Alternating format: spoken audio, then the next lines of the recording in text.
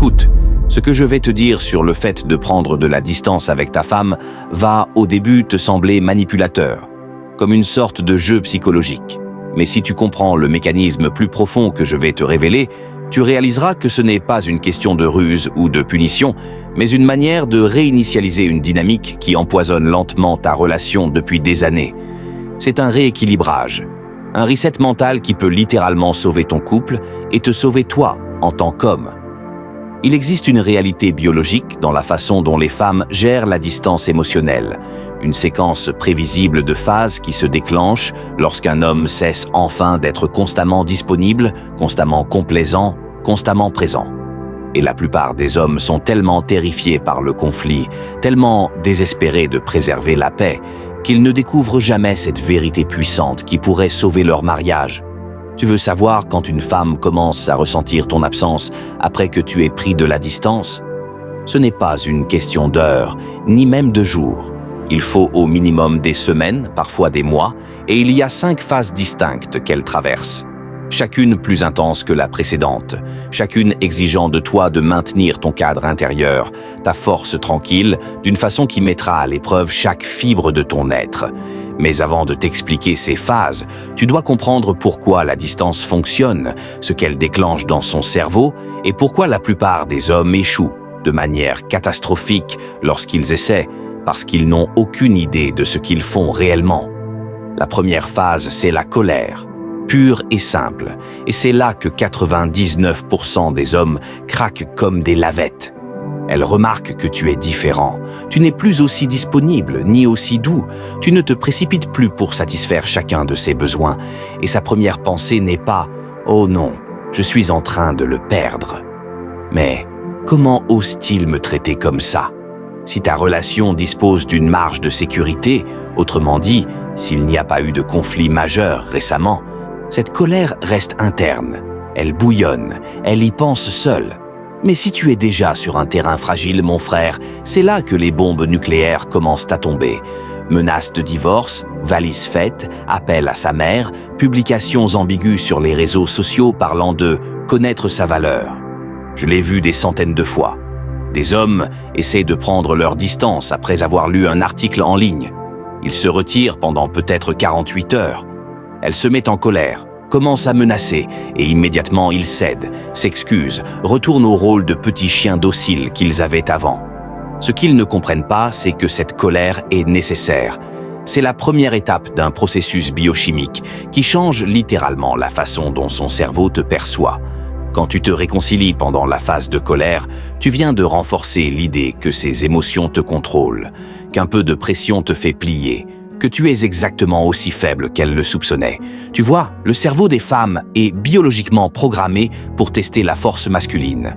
Pas consciemment, mais instinctivement. Et lorsque tu échoues à ces tests en cédant à sa colère, quelque chose meurt dans sa perception de toi.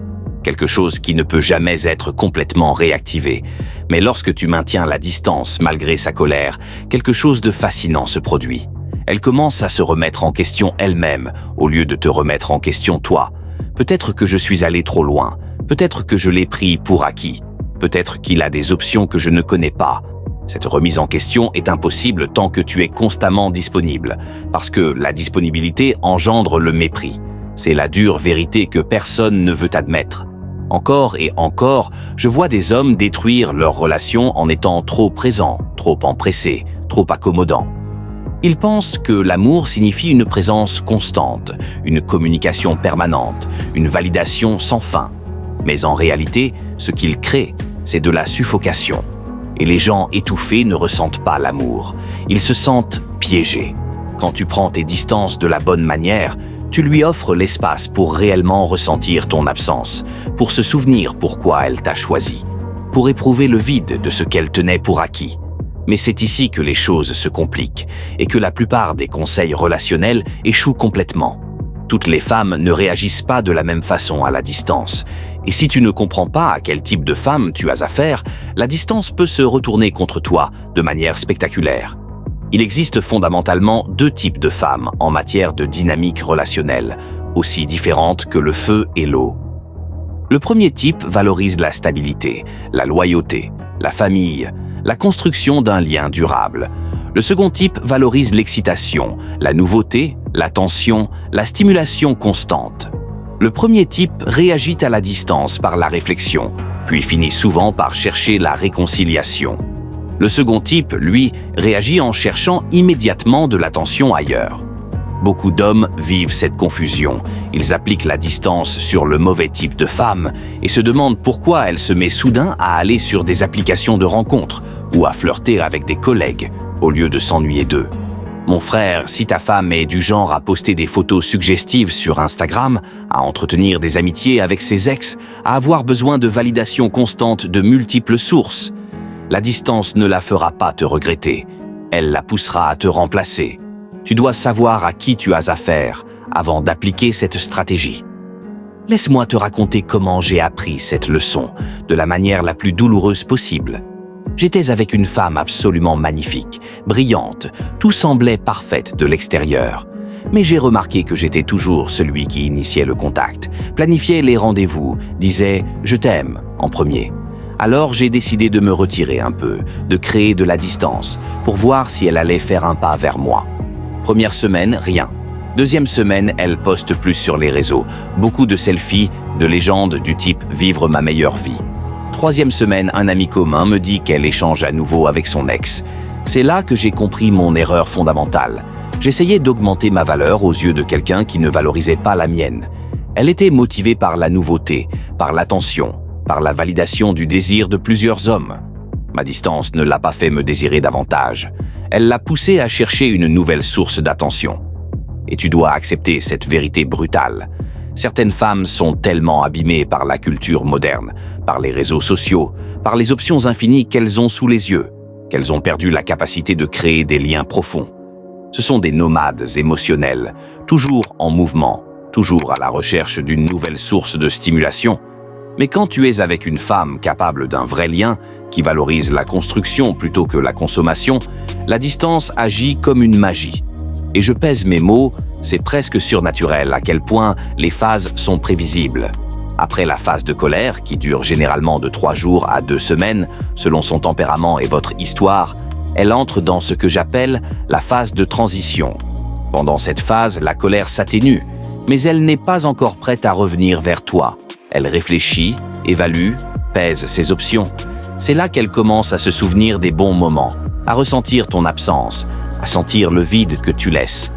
Mais elle reste fière, obstinée, attendant de voir si tu vas craquer le premier.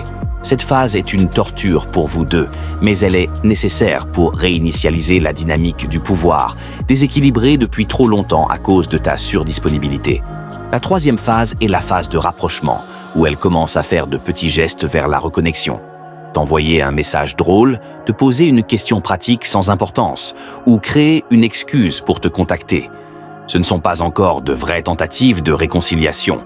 Ce sont des tests pour voir si tu es encore fâché, si tu es réceptif, si la porte est ouverte.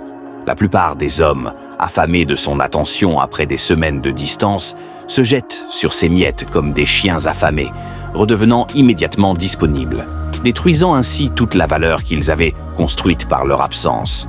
Cela arrive plus souvent qu'on ne le croit. Des hommes qui réussissent à traverser les 3 premières phases et qui détruisent tout pendant la 4e, la phase de provocation. C'est là qu'elles testent tes limites avec des provocations calculées, parfois positives, en étant particulièrement douces ou sexuelles, parfois négatives, en cherchant la dispute ou en jouant sur la jalousie. Elles mesurent tes réactions, cherchent à savoir si tu as vraiment changé ou si cette distance n'était qu'une crise passagère.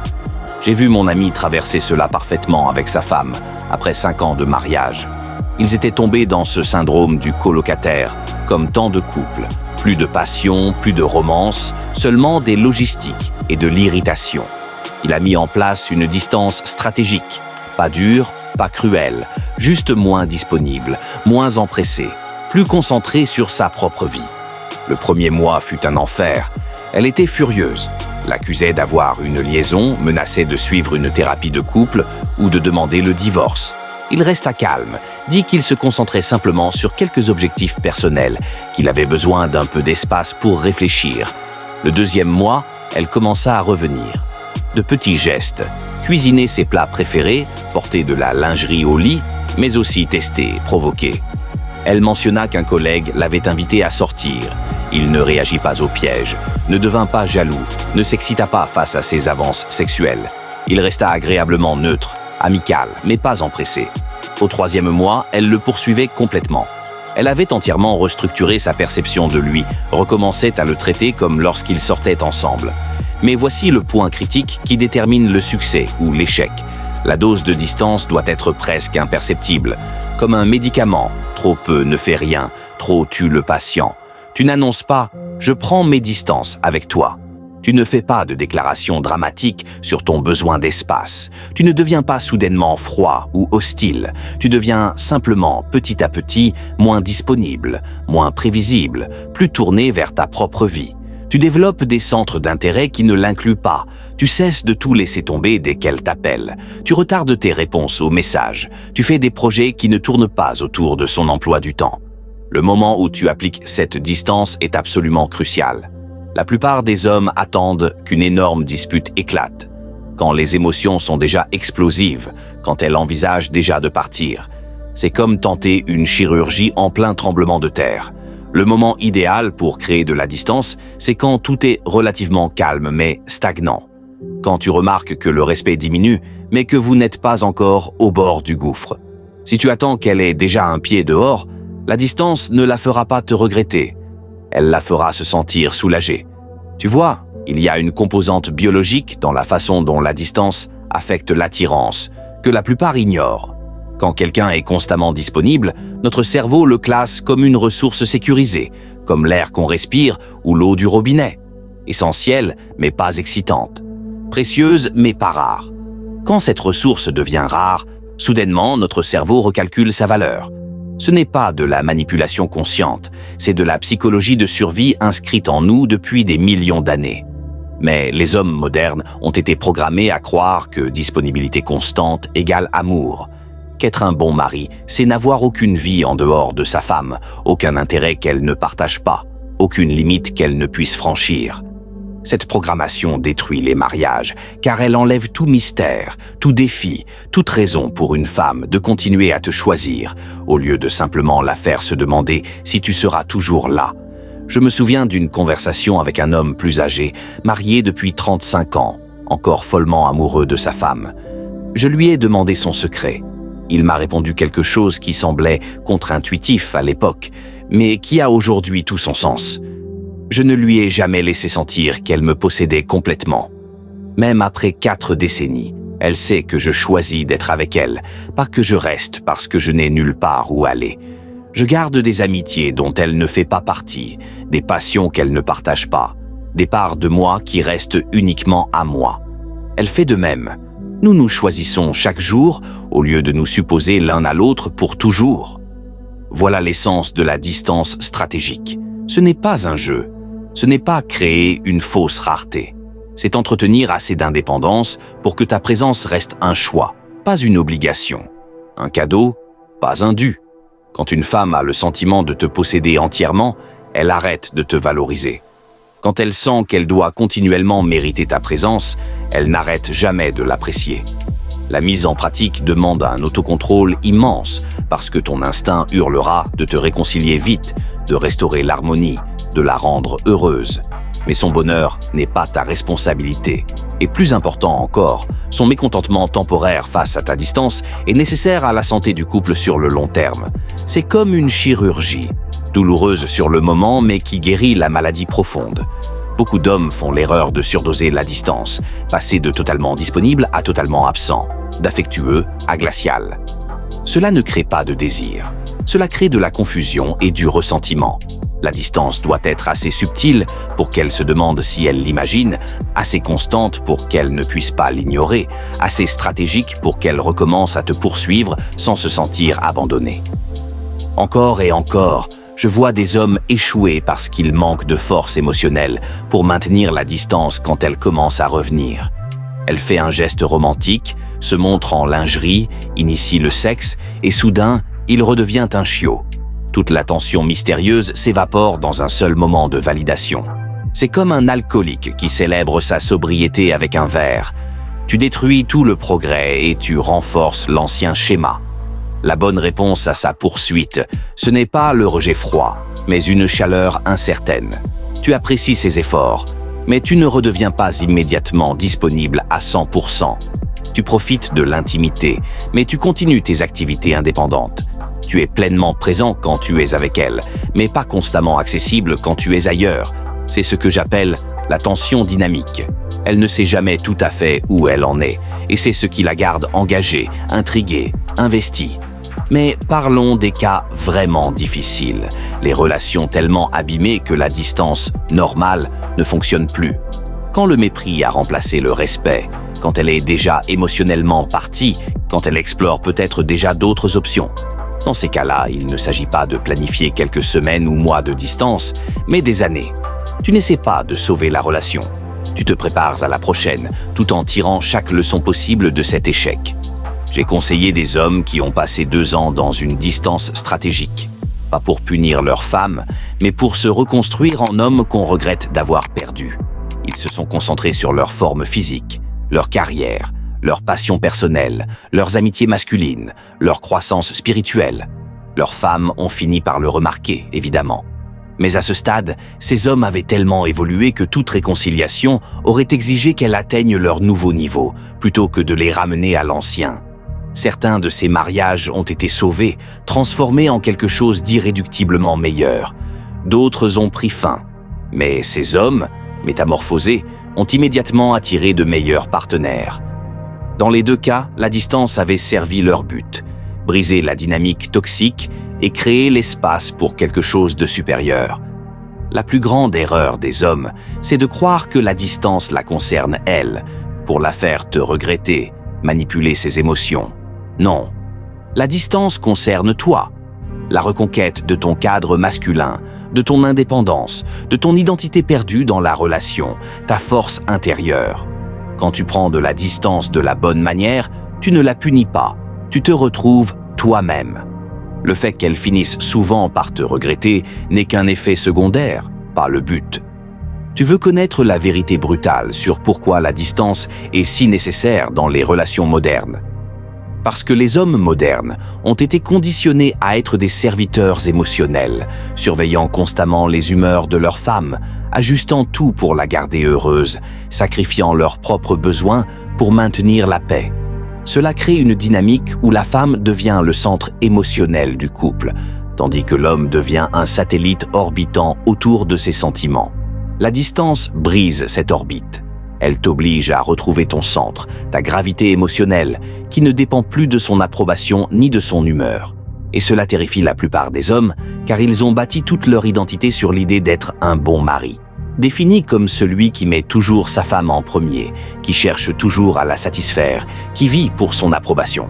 Quand tu prends de la distance, tu dois affronter qui tu es sans cette identité-là. Et beaucoup d'hommes découvrent qu'ils ne le savent plus. Moi aussi, j'y suis passé, dans ma dernière vraie relation. J'étais devenu tellement imbriqué en elle que je ne savais plus où je finissais et où elle commençait. Mes passions étaient nos passions. Mes amis étaient nos amis. Mes projets étaient nos projets. Quand j'ai commencé à prendre mes distances, j'ai dû réapprendre à être seul, à prendre des décisions sans tenir compte de sa réaction, à apprécier les choses sans avoir besoin de les partager avec elle. C'était comme réapprendre à marcher après avoir passé des années dans un fauteuil roulant. Mais voici ce qui s'est produit et que je n'avais pas prévu. En devenant plus indépendant, plus complet, plus à l'aise avec ma propre compagnie, elle s'est mise à s'intéresser à moi comme elle ne l'avait pas fait depuis des années. Pas parce que je jouais à un jeu, mais parce que je redevenais quelqu'un qui valait la peine qu'on s'y intéresse. L'homme dont elle était tombée amoureuse était revenu. Celui qui avait ses propres pensées, ses propres objectifs, sa propre vie, une vie à laquelle elle pouvait participer mais qu'elle ne pouvait plus contrôler. Les phases pendant lesquelles elle commence à ressentir ton absence ne sont pas de simples états émotionnels qu'elle traverse. Ce sont des tests de ta solidité, de ton cadre, de ton engagement à maintenir des limites saines. Chaque phase t'offre des occasions d'échouer, de retomber dans l'ancienne dynamique, d'abandonner ta nouvelle indépendance pour le confort d'une ancienne dysfonction familière. Les hommes qui réussissent sont ceux qui comprennent que l'inconfort temporaire est le prix à payer pour une relation saine à long terme. Il est fréquent de constater que les femmes, habituées à contrôler leur mari, réagissent à la prise de distance par des mesures extrêmes. Elles vont créer des urgences qui nécessitent ton attention immédiate. Elles vont avoir des effondrements émotionnels qui réclament ton soutien. Elles vont proférer des menaces qui exigent ta réaction. Tout cela constitue des tests, conscients ou inconscients, pour vérifier si la distance est réelle ou juste une humeur passagère qu'elles peuvent attendre ou briser. La manière dont tu réponds à ces tests détermine tout. Si tu accours à chaque fois qu'elle crée une crise, tu lui révèles simplement que provoquer du drame est le moyen d'attirer ton attention. Si tu maintiens la distance malgré ces provocations, elle comprend que tu as réellement changé, que les anciens boutons ne fonctionnent plus, qu'elle doit trouver de nouvelles façons de se connecter à toi, des façons qui ne passent pas par la manipulation ou le contrôle. Mais voici le paradoxe qui fait disjoncter la plupart des hommes. Moins tu te soucies du fait qu'elle te manque, plus elle a de chances de s'ennuyer de toi. Quand tu te concentres sincèrement sur ta propre croissance, sur tes propres centres d'intérêt, sur ta propre vie, la distance devient naturelle plutôt que stratégique. Tu ne joues plus à un jeu, tu vis ta vie et elle peut en faire partie ou non.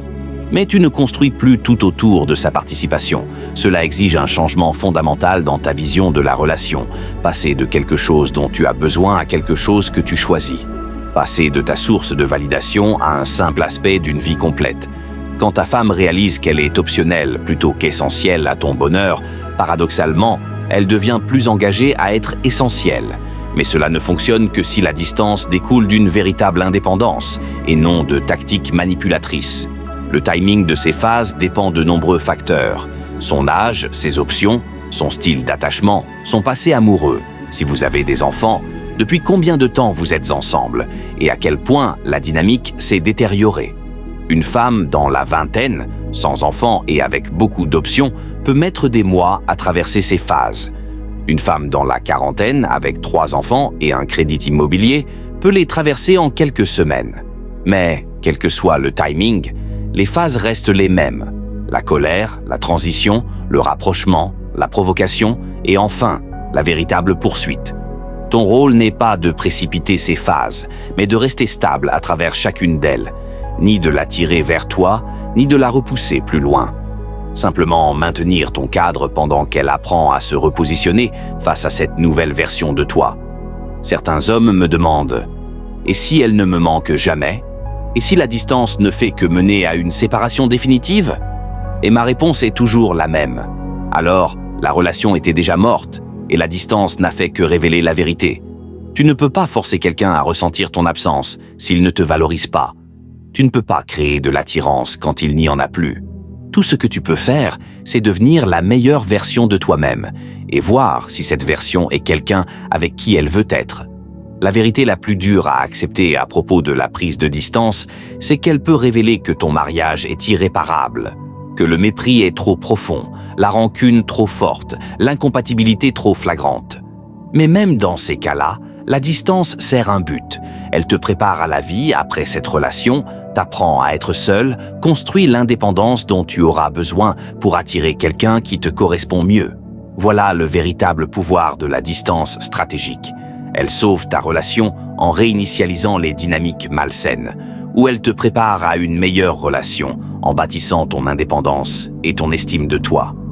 Dans les deux cas, c'est mieux que de continuer dans une dynamique où tu es constamment disponible, constamment sous-évalué, constamment en train d'essayer de mériter un amour qui devrait être donné librement.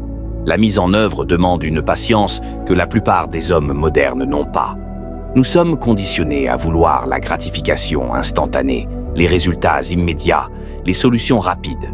La distance est un jeu long, mesuré en mois et en années plutôt qu'en jours et en semaines. Ce n'est pas une bataille à gagner, c'est une guerre intérieure contre soi-même. Ce n'est pas faire en sorte qu'elle te manque une fois, c'est créer une dynamique où ta présence reste précieuse parce qu'elle n'est jamais garantie. Chaque homme qui lit ou écoute ceci et qui envisage de prendre ses distances doit comprendre qu'il ne s'agit pas d'une technique à essayer quelques semaines pour voir si ça marche. C'est une restructuration fondamentale de ta manière d'aborder les relations, une révision complète de ta disponibilité, de tes limites, de ton sens du soi. Cela t'oblige à devenir à l'aise avec le conflit, avec l'incertitude, avec la possibilité de la perte. Mais l'alternative, continuer à graviter autour de ces émotions, continuer à te sacrifier pour préserver la paix, continuer à être pris pour acquis, ce n'est pas une relation. C'est une mort lente de tout ce qu'il y a de masculin en toi. Le choix t'appartient. Continuer à être constamment disponible, constamment accommodant, constamment sous-évalué, ou entamer le difficile processus de la distance stratégique, de la reconquête de ton indépendance, de redevenir quelqu'un qui mérite qu'on le regrette.